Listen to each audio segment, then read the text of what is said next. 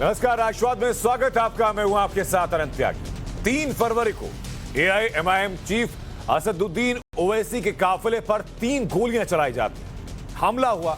हमले में ओवैसी बाल बाल बच गए और आज इसी हमले पर गृह मंत्री अमित शाह बयान देने के लिए संसद में खड़े हुए। राज्यसभा में अमित शाह ने पूरे घटनाक्रम का एक एक चिट्ठा खोला, पूरी फाइल खोली। शाह ने बताया कि कैसे पुलिस ने एक्शन किया और गृह मंत्रालय ने रिपोर्ट मांगी।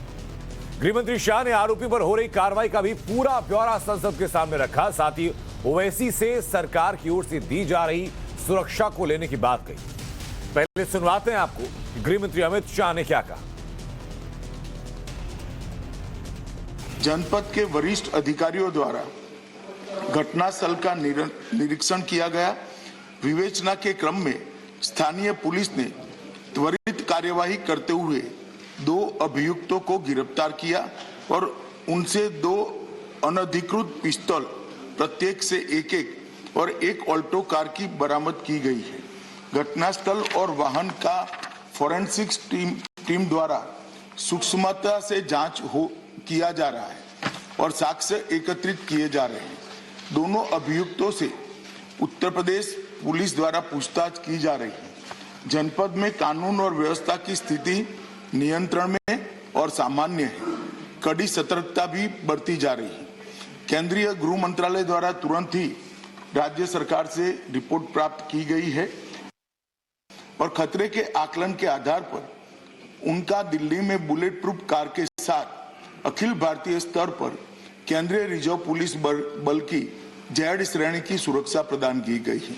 मेरा वक्तव्य समाप्त हुआ, मगर हमारे पास जो मौखिक सूचनाएं श्री ओवैसी के द्वारा भेजी गई, उन्होंने अभी भी सुरक्षा लेने से इनकार किया है।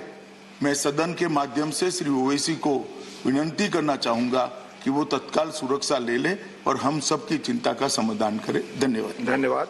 आपसे कुछ ही देर में लोकसभा में भी गृह मंत्री अमित शाह इस बात का जवाब देंगे। जो खास मेहमान हमारे साथ जुड़ चुके हैं उनका तारुफ कराते हैं। शहजाद पूनावाला हमारे साथ हैं, प्रवक्ता है बीजेपी से।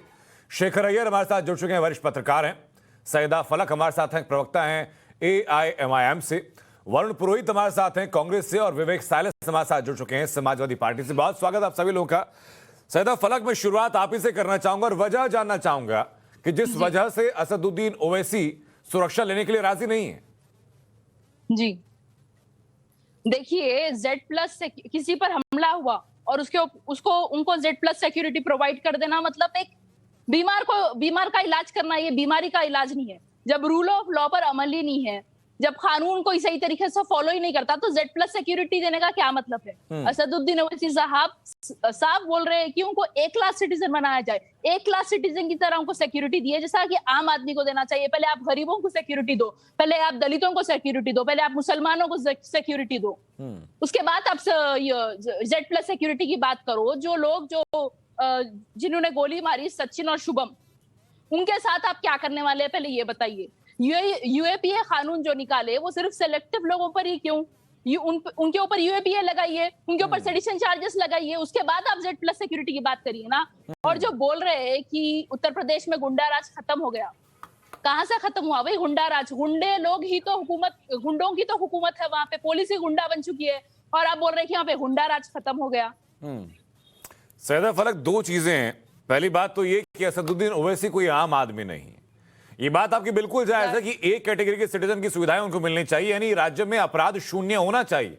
लेकिन जब तक ऐसा नहीं हो रहा है, अगर एक मेंबर ऑफ पार्लियामेंट जिसके पास रिपीटेटिव ऐसे हमले हुए उसको सुरक्षा दी जा रही है, तो अगर मना वो करता है तो मेरी निगाह में प्राथमिक तौर पर वो सिर्फ राजनीति है। शेखर अय्यर हमारे साथ वरिष्ठ पत्रकार हैं। अय्यर साहब, आप कैसे देखेंगे इस चीज को? नहीं, देखिए, ओवैसी जी ने जो पॉलिटिकल स्टेटमेंट उनको करना था वो कर चुके हैं। घटना अधिक गंभीर विषय है, इसीलिए केंद्र सरकार ने भी इसको बहुत सीरियसली लिया है और Z+ कैटेगरी की जो सिक्योरिटी देने की बात की है, साथ में बुलेट प्रूफ गाड़ी देने की भी आज अमित शाह जी कह रहे थे जी। मुझे लगता है कि पॉलिटिकल स्टेटमेंट एक तरफ है और दूसरी जो सिक्योरिटी सिचुएशन को जो केंद्र सरकार ने एनालाइज किया यूपी सरकार के साथ, मुझे लगता है ओवैसी जी इसको एक्सेप्ट करना चाहिए, क्योंकि पॉलिटिक्स को तो अनेक विषय रहेंगे लेकिन पर्सनल सिक्योरिटी को लेकर मुझे नहीं लगता है कि इस पर करना चाहिए। और दूसरी बात, किसके ऊपर अनलॉफुल एक्टिविटीज लगनी चाहिए, क्योंकि ये मामला तो अटेम्प्ट टू मर्डर होगा। अटेम्प्ट टू मर्डर तो अलग केस है, इसको आप उस केस से जुड़ नहीं सकते। तो ये तो अटेम्प्ट टू मर्डर है, इसमें और कोई कम प्रावधान नहीं लागू नहीं हो सकता जिनको पकड़ा गया है। लेकिन ये तय होगा, कोर्ट में तय होगा। देखिए फाइनली कोर्ट तय करेगा कि क्या है इनकी जिनको पकड़ा गया है वो कितने इन्वॉल्व है, या इसके पीछे और कोई बड़ी साजिश है। ये सारी चीजें मैटर ऑफ इन्वेस्टिगेशन है। लेकिन मुझे लगता है ओवैसी जी को इस समय एक्सेप्ट करनी चाहिए, क्योंकि देखिए कितने पागलपन जो घूम रहे हैं आपको पता नहीं है, कौन कब क्या करेंगे। इसीलिए अपने आप को सुरक्षित रखना मुझे लगता है एक प्रकार से उनका भी दायित्व है। और इसको रीजनल पॉलिटिक्स से अलग हट करके मैं शहजाद आपसे जानना चाहूंगा कि इसको एक कॉन्स्टिट्यूशनल अगर निगाह से देखा जाए तो एक मेंबर ऑफ पार्लियामेंट किस पार्टी से कौन है, छोड़ दीजिए, एक मेंबर ऑफ पार्लियामेंट के ऊपर हमला हुआ, देश का गृह मंत्री सदन के अंदर उनसे कहता है कि मेरी आपसे रिक्वेस्ट है कि आप सुरक्षा स्वीकार कर लीजिए ताकि पूरा सदन बाकी निश्चिंत हो।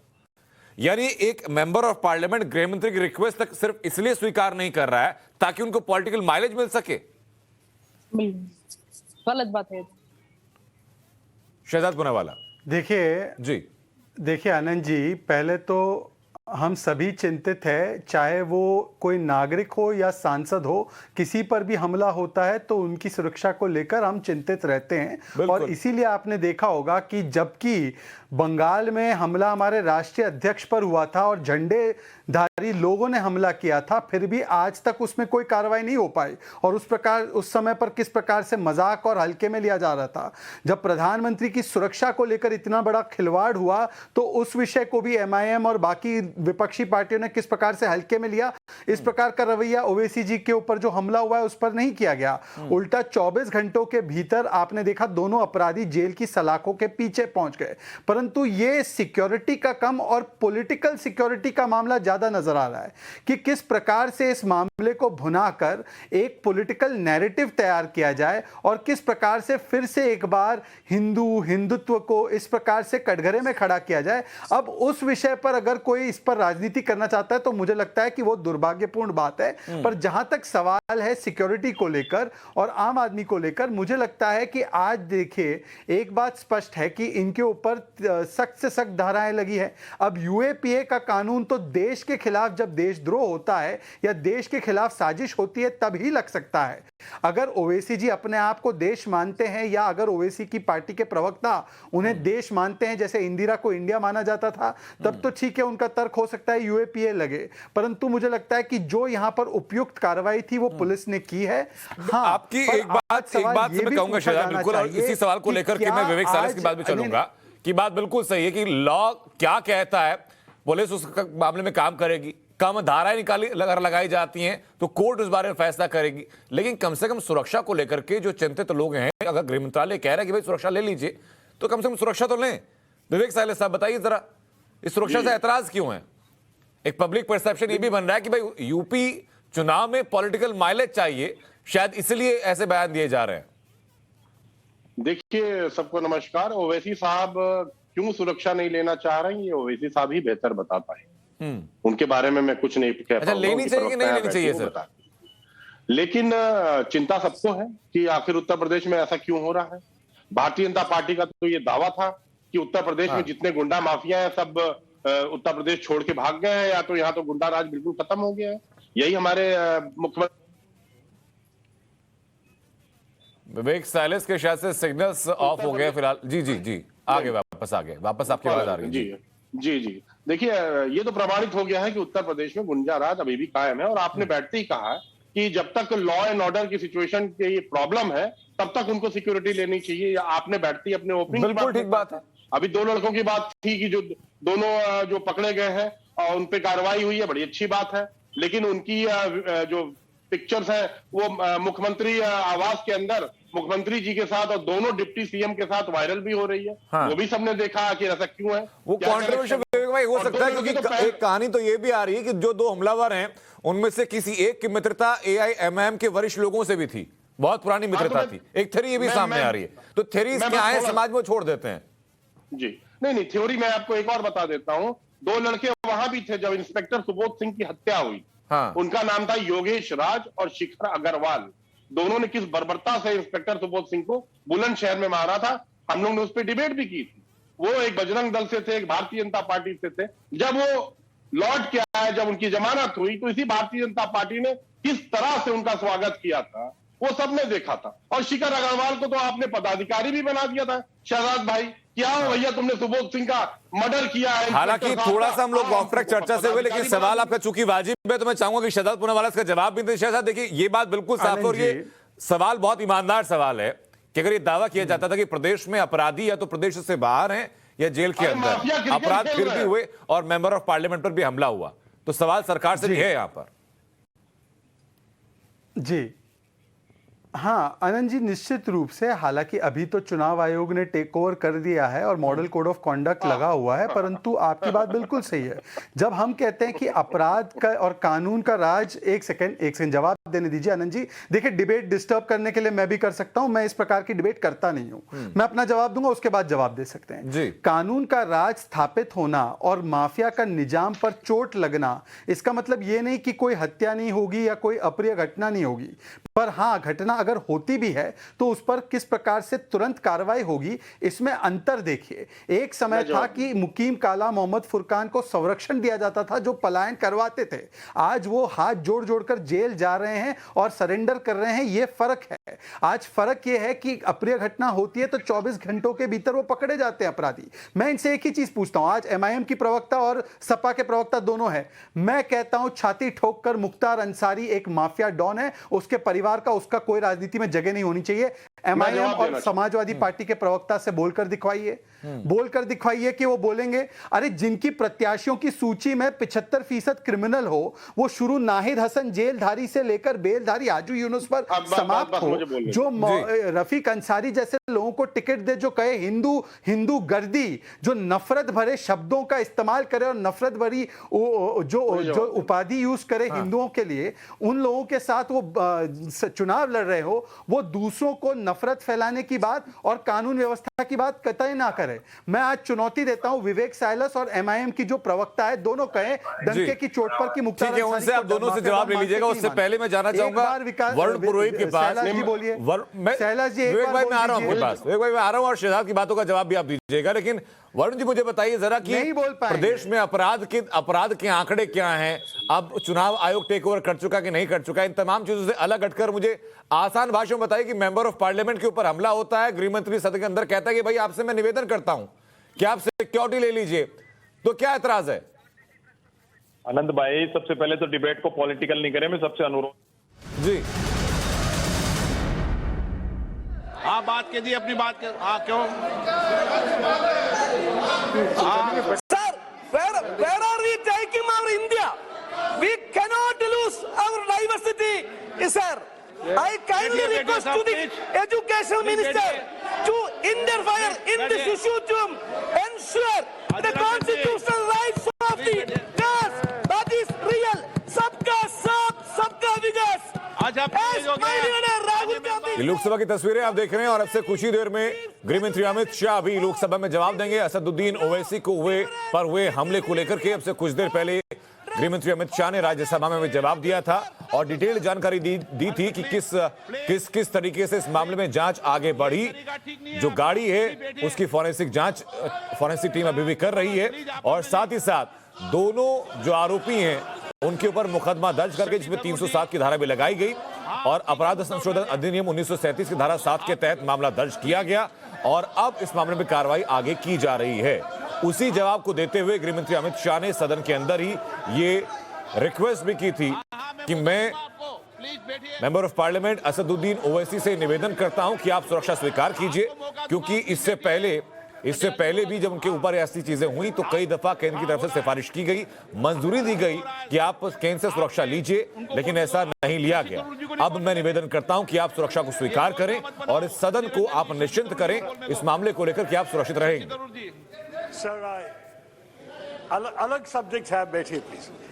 Sir, I wish to draw the attention of the Honourable Minister of Earth Sciences to the lack of the Indian Meteorological Department's preparedness for weather forecasts and its recent failure to issue red alerts for heavy rain in a timely manner in Kerala. Having witnessed 2 successive consecutive floods in 2018 and 19, Kerala again experienced excessive rainfall last year, leading to loss of life and property. The IMD, however, failed to issue a red alert despite extreme weather conditions between 12 October and 16 Thiruvananthapuram से October. Congress सांसद doctor Shashi Tharoor इस वक्त अपनी बात कर रहे हैं। जैसे ही गृहमंत्री अमित शाह बोलना शुरू करेंगे वापस आपको सदन की कार्रवाई पर ले चलेंगे। उससे पहले वरुण पुरोहित अपनी बात आप पूरी कीजिए सर, आपकी बात अधूरी रह गई। कह रहा था गृह मंत्रालय ने जो त्वरित कार्रवाई की उसकी साधुवाद देना चाहिए, प्रशंसा की जानी चाहिए, हर बात को पॉलिटिक्स में नहीं ले जाना चाहिए। जी। अब ये ओवैसी साहब इसको हिंदू मुस्लिम यूएपीए तो जब लगेगा जब आतंकी कृत्य उसका सिद्ध होगा।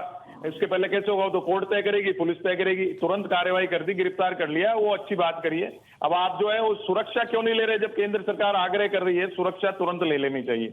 आप देखिए, मैं इसको ले जा रहा हूं प्रधानमंत्री की सुरक्षा के चूक में, राहुल गांधी की सुरक्षा चीफ, अब ओवैसी साहब भी सांसद हैं, वरिष्ठ सदस्य हैं। ये जो वीआईपी की सुरक्षा में जो चूक हो रही है इस पे डिस्कशन होना चाहिए कि सामाजिक कारण है, आर्थिक कारण है, मानसिक कारण है देश के अंदर। ऑनगोइंग पार्लियामेंट है, इस पे चर्चा की जानी चाहिए। इंटेलिजेंस फेलियर है, इंटेलिजेंस को चेक करना चाहिए। इंटेलिजेंस वीआईपी की सुरक्षा में क्या कर रहा है? बिल्कुल वरुण भाई, और इसी बीच असदुद्दीन ओवैसी उत्तर प्रदेश में जनसभा कर रहे हैं, वहां के अंश में सुनवा देते हैं।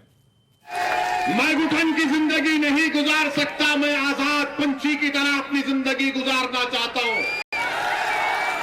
और हुकूमत का काम यह है कि हुकूमत हमारी सिक्योरिटी से ज्यादा उन लोगों को सुरक्षा पहुंचाए जिनको गोश्त के नाम पर मार मार कर खत्म कर दिया जाता है। मुझे नहीं चाहिए, मैं अमित शाह को, हमारे होम मिनिस्टर का, उनके इस अल्फाज का शुक्रिया अदा करता हूं, मगर मैं ये कहना चाह रहा हूं मोदी सरकार से कि आप मुझे जेड कैटेगरी नहीं, मुझे ए कैटेगरी का शहरी बनाइए। हम वहां अगर उत्तर प्रदेश की जनता उनको अपने दुआओं से, अपने मोहब्बत से, अपने आशीर्वाद से नवाजेगी तो बाबू सिंह कुशवाहा इंशाअल्लाह ताला पहले मुख्यमंत्री होंगे भागीदारी परिवर्तन मोर्चा के।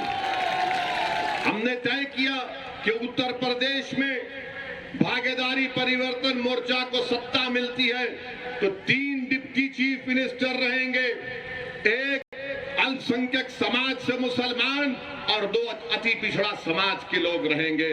मैं पूछना चाह रहा हूं उन लोगों से जो जिंदगी और मौत की बात करते हैं, बताओ क्या समाजवादी बसपा अगर उनको सत्ता मिलती है तो क्या ये सामाजिक न्याय का पैगाम जो ओवैसी आज हसनपुर की जनता के सामने रख रहा है आप दे सकते हो? उसको नहीं दे सकते। आप क्या करते हैं कि आप सिर्फ डराना चाहते हैं। मेरे अजीज दोस्तों और बुजुर्गों, आपको मैं ये बताना चाह रहा हूं कि 5 साल बीजेपी की सरकार रही बाबा की और बाबा ने कुछ नहीं किया।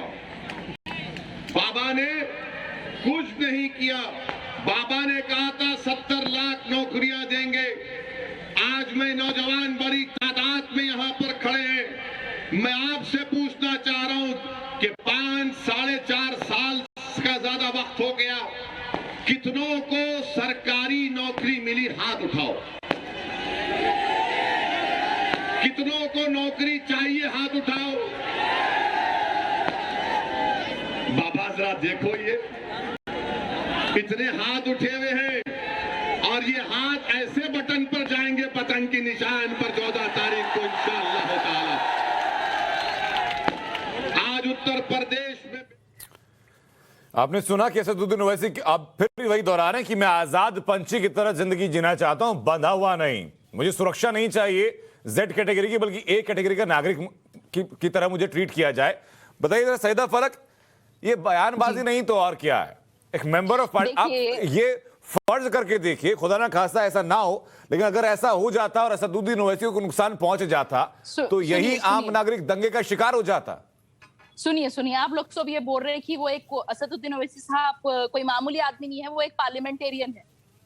तो ये एक फिक्रमंद बात है सभी पार्लियामेंटेरियंस के लिए, सभी एमपीज के लिए कि कल के दिन कोई एमपी पे ऐसा अटैक हो जाता है तो फिर क्या होगा? एक आम आदमी का क्या होगा कि एमपी पे अटैक होता है तो अगर अमित शाह होम मिनिस्टर ये अपील कर रहे हैं कि ठीक जेड सिक्योरिटी ले लो, ये वही बात हुई ना कि बीमार का इलाज है। आप ये नहीं बोल रहे, हमको ये भरोसा नहीं दिला रहे कि जो लोग पकड़े गए, जो लोग अरेस्ट हुए, जो लोग हमला करे, आप उनके साथ क्या करने वाले हैं? पहले आप ये बताइए। हमको बीजेपी हुकूमत पर भरोसा नहीं है। पहले भी जो ऐसे सैयदा फलक जी, उनके खिलाफ 307 सहित बाकी धाराओं में मुकदमा दर्ज होकर कानूनी कार्रवाई आगे हो रही है।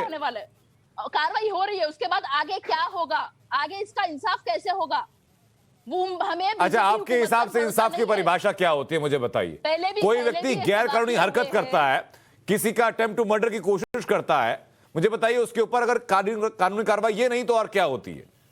फैसला तो कोर्ट देगा ना इस मामले में। कैसे असदुद्दीन ओवैसी या फिर सैयदा फलक देंगी? उसके बाद उसका अंजाम क्या होगा? उसके बाद उसका अंजाम क्या होगा वो पहले सामने लाइए, उसके बाद आप Z+ सिक्योरिटी की बात करिए। आप पहले भी जो है असदुद्दीन ओवैसी साहब के स्पीचेस सुने होंगे, अभी भी आप सुन रहे हैं। पहले से उनको जो है ना मार देने की धमकियां दी जाती है। हाँ। तो वो सिर्फ अल्लाह से डरने वाले हैं। सिक्योरिटी को सैयदा फलक, मुझे ये बताइए कि असदुद्दीन ओवैसी सिर्फ हैदराबाद तक सीमित नहीं है ना, और बिहार के कोने में भी एक सीट जीतते हैं, उत्तर प्रदेश में आकर के चुनाव लड़ते हैं। देश की राजनीति के पन्नों पर उनका कद कम से कम इतना है कि किसी को परिचय नहीं देना पड़ेगा। और कुछ लोग तो ये भी कहते हैं कि वो अपनी कौम के एक बड़े सिपाही हैं और कौम उनको इसीलिए फॉलो भी करती है बड़े पैमाने पर। मुझे बताइए कि खुदा ना खास अगर ऐसा हो जाता कि असदुद्दीन ओवैसी को कुछ भी अगर बाल भी बांका होता तो क्या दंगे भड़कने की नौबत ना आती? तब आपको आम आदमी का ख्याल नहीं आता? तो ये उनका फेथ है, ये उनका ऊपर वाले पे भरोसा है कि जब तक अल्लाह ना चाहे उनको कुछ नहीं होगा। और जो साजिश जो गॉडसे के को मानने वालों ने की, क्या कामयाब हुए? वो क्या वो बच गए? लाखों लोगों की दुआओं के साथ है, लाखों दुआएं चल रहे पूरे हिंदुस्तान। शहजाद कुछ कहना चाह रहा है, उसके बाद में चलूंगा। सब यही सवाल लेकर बाकी मेहमानों के बाद भी। शहजाद पुनावाला, देखिए, ऐसा है कि बार बार बात की जा रही है कि हमें ए कैटेगरी का नागरिक शहरी बनाइए, तो हम तो ए कैटेगरी का बनाना ही चाहते हैं, सबको बनाते हैं, परंतु कुछ लोग अपने आप को केवल एम कैटेगरी का नागरिक के रूप में देखना चाहते हैं। तो ये एम कैटेगरी के नागरिक की मानसिकता से हटकर नागरिक के रूप में सोचना पड़ेगा। दूसरी बात मैं पूछना चाहता हूं इनसे कि देखिए, कार्रवाई तो कोर्ट ने कई बार की है। याकूब मेमन के ऊपर भी कार्रवाई की थी, सुप्रीम कोर्ट ने फांसी की सजा सुनवाई थी, उस पर भी अविश्वास था। आज पुलिस की जो आपके साथ सुरक्षा में खड़ी है, जो हमारे सुरक्षा बल सुरक्षा देते हैं, उनके साथ आपको घुटन महसूस होती है। तो अगर सुरक्षा बल और पुलिस हटाने की ही मानसिकता आपके परिवार में वैसे भी रही है कि पुलिस 15 मिनट के लिए हटा दो, 15-20 मिनट के लिए हटा दो, फिर देखिए ताकत किसकी ज्यादा है, तो अगर ये मानसिकता की वजह से आपको पुलिस वालों के साथ घुटन महसूस होती है तो उसका तो कोई इलाज किया नहीं जा सकता। आपको तो आज अपील करनी चाहिए कि असदुद्दीन ओवैसी, जिस प्रकार से पुलिस सभी को सुरक्षा प्रदान करती है, आज पुलिस पर अविश्वास, इलेक्शन कमीशन पर अविश्वास, कोर्ट पर अविश्वास, इस प्रकार से हर संवैधानिक संस्था पर अविश्वास की जो प्रक्रिया है ना, ये मतलब आप ए कैटेगरी नहीं, आप एम कैटेगरी की तरह सोचना चाहते हैं, केवल एक कैटेगरी, मेरा कैटेगरी बनाकर सोचना चाहते हैं। एम का मतलब मेरा कैटेगरी, तो इस मेरा कैटेगरी से निकलकर ए कैटेगरी में आप आइए। आप आएंगे तो आपको भी अच्छा लगेगा, फिर पुलिस पर भी विश्वास होगा और पुलिस की जो सुरक्षा कवर आपको मिलेगी तो उसमें घुटन महसूस नहीं होगी।